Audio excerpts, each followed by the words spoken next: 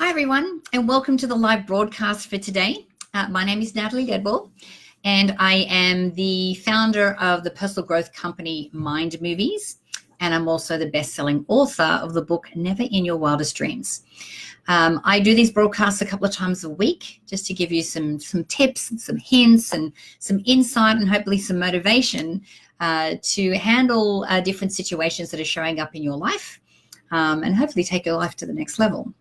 So if you are here on the broadcast, make sure that you say hi. Let me know where you're from, and I can give you a little cheerio and say hello.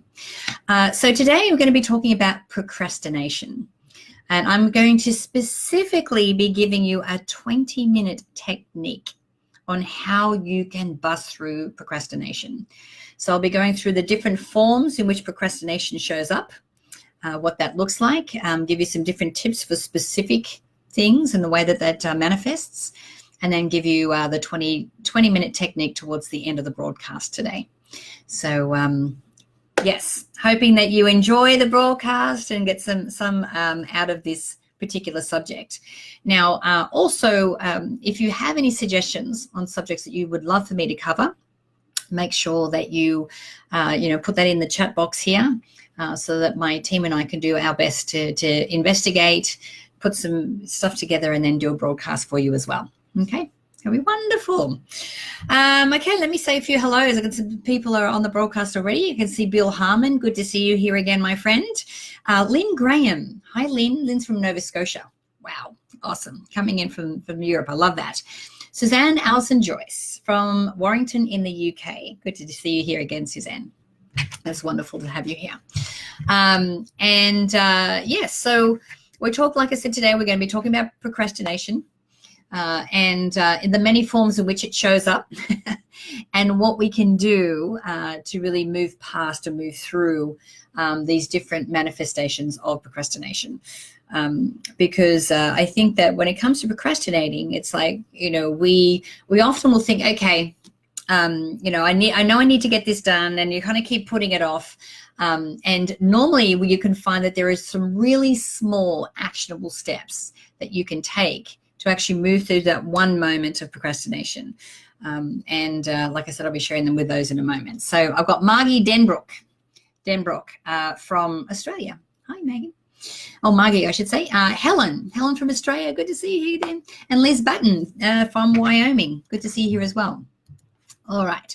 So let me talk about some of the different ways in which procrastination shows up. One of them is feeling overwhelmed. And I have to admit, I've been feeling that this morning. I have about 50 plates in the air right now. And it was kind of really getting to me. I'm like, oh my God, my head is about to explode. So if you are in a state of overwhelm, this is what I recommend. First of all, go into your breathing. For me, I was getting from one call, I had to get in the car, make another. So what I did is I just stopped, and for just a minute, I just was slow breathing, 5 seconds in and 5 seconds out, and just concentrating on my breath. So what it's doing is it's slowing down my heart rate, it's slowing down my monkey brain, and it's getting me back into center. And from this centered place of energetic space, I actually can make better decisions. I'm not so frantic, and I'm not creating more and more, crazy negative things coming up in my day, because I've completely changed my energy. So I don't want to stay that frantic energy. I want to get back to center. So slow breaths, and once you get back to center and you're feeling overwhelmed, just look at one thing. Don't look at the 50,000 things that you have in front of you to do. Just think of one thing, one bite-sized little positive step that you can take forward, or action you can take forward, and that will help to change your energy. Okay, it's really important. So that's number one. The next one is that procrastination shows up when you're really not sure how to start. You have this amazing project, you were excited about it, but you're like, whoa, wait, hold on.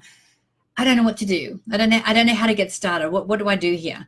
Now, again, when it comes to this kind of thing, what you really want to do is remember, it doesn't really matter how you start. The most important thing is that you do start, that you do begin. So let's go back to the previous one where you just choose one step, one bite-sized chunk of action that you can take that's going to move you forward in a positive way. And of course, once you do that and you have that sense of accomplishment, you're like, oh, okay, what's the next chunk? What's the next step? What's the next bite that I can do? And then that actually helps you to keep that momentum going and gets you into that vibrational match of the result that you're trying to achieve. Okay.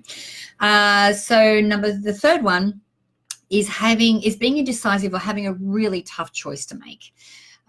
Now, I've come across this often, especially with my Ultimate Success Masterclass, because, you know, in the first part of the program, we're teaching everyone how to become vibrationally aligned or the same frequency as the result that they want. Now, once they get into that space, you find that you have all these different opportunities coming to you.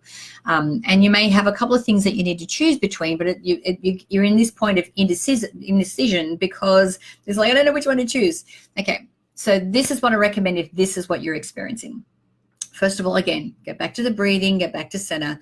You want to spend some time where you're alone, where you can go introspectively and ask the question, do I want to do this? Does it fit the criteria of what it is that I'm looking to achieve? You know, if your goal is to create an outrageously successful business, doing what you love, creating financial freedom, will this be able to do that for me? Okay, so ask that question. And the other thing that you want to do is really check in to see how you feel about it, because you want to check into your inner guidance system, into your intuition, because your gut feeling or how you feel about it is really going to be a great indication of whether it's the right decision. And believe me, if your feeling is excitement, then you must make that decision and move forward on that particular option, because excitement is our indication that is the right course of action to take. Okay, great. All right, let me say a few more hellos while I'm here. I can see Diana Creighton. Hi, Diana. How are you? Kerry Cameron from Calgary. Hi, Kerry. Donna McGriff. Good to see you here again, darling. Donna, I know, is from Little Rock in Arkansas, I remember. Kazi Lulu from the Gold Coast. Hi, how are you, Kazi? And Roni Desir. How are you? All right, so the next one I want to talk about is a form of procrastination that shows up, is that is waiting for the right time to start. Okay, the right time is always now. You know, you can't wait for all your ducks to be in a row. You can't wait for, the moon to be in Sagittarius before you can actually take action. The time to start is now. Begin, take these small steps. Think of this. What is the next step that I can take? Just start with something small if that's the case. But there's never really a right time. It's always right now. And it's important that we think about, like when we're taking this action, to kind of surrender and release a little bit into going, well, does it have to be this? Maybe this action or this particular, course or decision is going to lead me to the next. So sort of always be open for that. So the time is now to do it. Okay. Fear of failure is another reason for procrastination, or the way that it shows up. And I think with fear of failure, a lot of it is, number one, being concerned about what other people think. And remember, we really have no control over that. People are going to think what they're going to think because they're operating from their own thought paradigms and their own programs and so forth. And really, what they think is really none of our business. We should just be focusing on us. So that's one thing with fear of failure. And the other thing is that we kind of wish we could control the outcome. You go, I don't want to do it unless I'm 100% sure that this is going to happen. Now, here's the challenge with that. The challenge with that is that, and same with perfectionism, which is another point that I want to bring up here as well. Trying to think that you're in control is a fool's journey, because really, yes, we can influence the outcome and the results that we see in our life, but we are at the whim of the situations that happen around us. And so when you try and control something, what you're doing is you're surrounding this result that you want, and you're closing off the energy to it, which means that you're shutting off the flow between you and the universe, or you and God. And so when you assume you know how it's going to be and you need to control the way it is, and you're only focused on one way of doing it, then you are shutting yourself off to some of the most amazing serendipitous opportunities that could come your way, because we never know how it's going to turn up. We never know what it's going to look like. And here's a little nugget for you to take away. If this is the only thing you take away from this broadcast, this is the one. You have to get comfortable in the surprise. You have to start expecting the surprises, because when you can get comfortable with that and expect those surprises, this is when these delicious, amazing things start to show up in our life that creates what we want even better than how we imagined it was going to be. Okay, so lose the perfectionism. It's just an excuse. We cannot control things. Don't be concerned about the failure, because even if, let's say that something doesn't go the way you want, there's always a reason for it. There's always, everything happens for us, not to us. And so, maybe that happened because it's opened up the gateway to something else. Or maybe you are on this road because you got to meet that person that led you to the next thing, that led you to the next thing.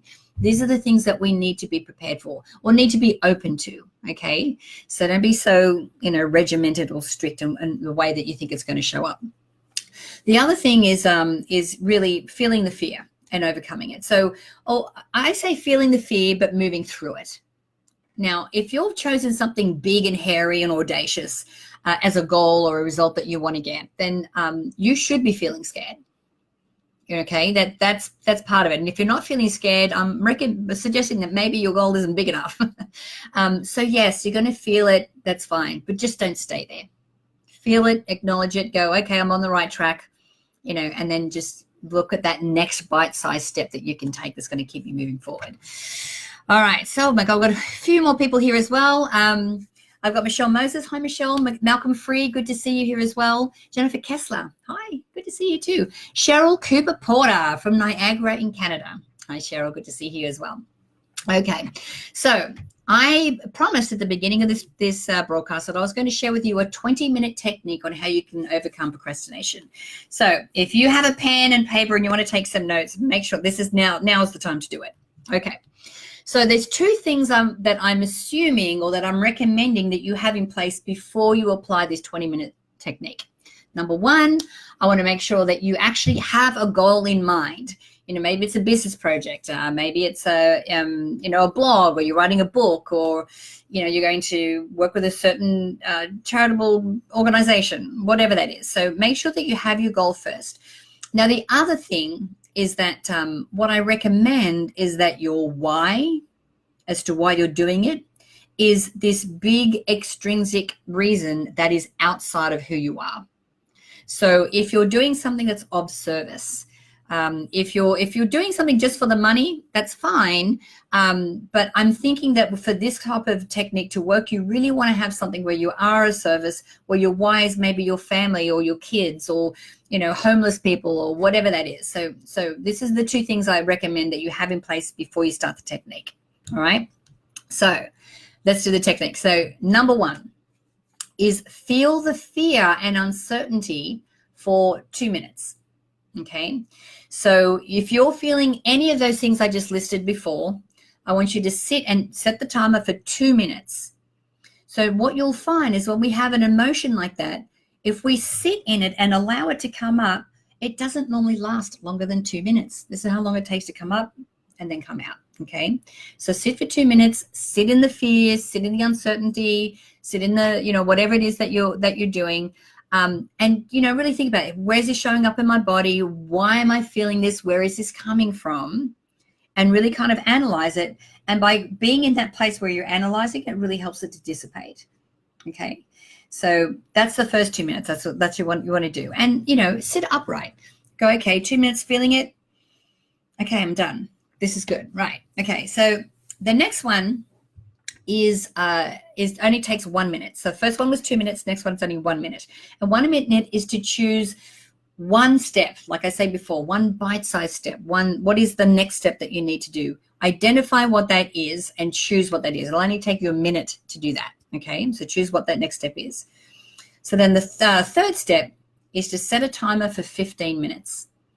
And what I want you to do is to go head first into what that action step is. Start doing that action for 15 minutes with all of the resolve and all of the passion and all of the energy that you can throw at it. Now, the action step may take longer than 15 minutes, but what I want you to do is time yourself doing it passionately for 15 minutes.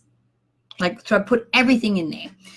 Once you get to the end of the 15 minutes and you've passionately been doing that, then I want you to take 2 minutes, which is the final 2 minutes left, about 20 minutes, to just assess what's going on, see if you're going to keep moving forward, assess whether you're taking the right action, assess what resources or things that you may need to keep continuing forward, then rinse and repeat. Okay, so these are for the first 2 minutes, feel the fear of the uncertainty, let it come out. 1 minute, choose what your next action step is going to be. Then for 15 minutes, do that step passionately. And then for the last 2 minutes, stop, assess, see what else you need, and then either continue forward or change your course of action. Okay, so yeah, I hope that really made some sense for you. And like I said, this is something that's really easy and simple that you can implement, that I think anyone can do. So, and remember, you can always play the replay of this video as well, so that you can write those steps down if you didn't get them the first time. Now, I do have a gift for you today. I actually have 3 pre-made mind movies, which are fantastic for helping you move through procrastination. Now, I know my team are going to be putting a link here somewhere for you to be able to download those for free. So just click on that link and you can download those and you can start playing those mind movies straight away. So remember, with these mind movies, these little, vision board, movies that you can watch to help you visualize, see yourself, acting from a place of confidence rather than a place of procrastination. You can start watching them on your computer straight away, or what you could do is just start to download them to your phone or your tablet, so you can actually carry them with you and have them on the go. And of course, the best time to use them is when you're actually in an energy of procrastination. That is the best time to do that. So let me just say a few more hello goodbyes before I go. Kathy Lopez, good to see you here, darling. Rafina Wellerman, hi. Kerry Cameron, feel it and acknowledge it, then move through it. Absolutely. You got it, girl. Mary Jane Smith. Hi, good to see you here again. And Joe French from Tasmania. Hi, Joe. Good to see you, mate. All right, guys. Well, that's it for me today. Now, I'm going to be back again on Friday at 2:30 p.m. So same time, bat time, same bat place, talking about some other subject as well. But remember, if you have some suggestions on the things that we can cover here in the broadcast and something that you'd like me to chat about and give some insight, just let us know, leave a message in the chat box, and we will be able to follow that up for you. So everyone have a fantastic afternoon, and I look forward to seeing you all on Friday. All right, guys. Thanks again. Bye.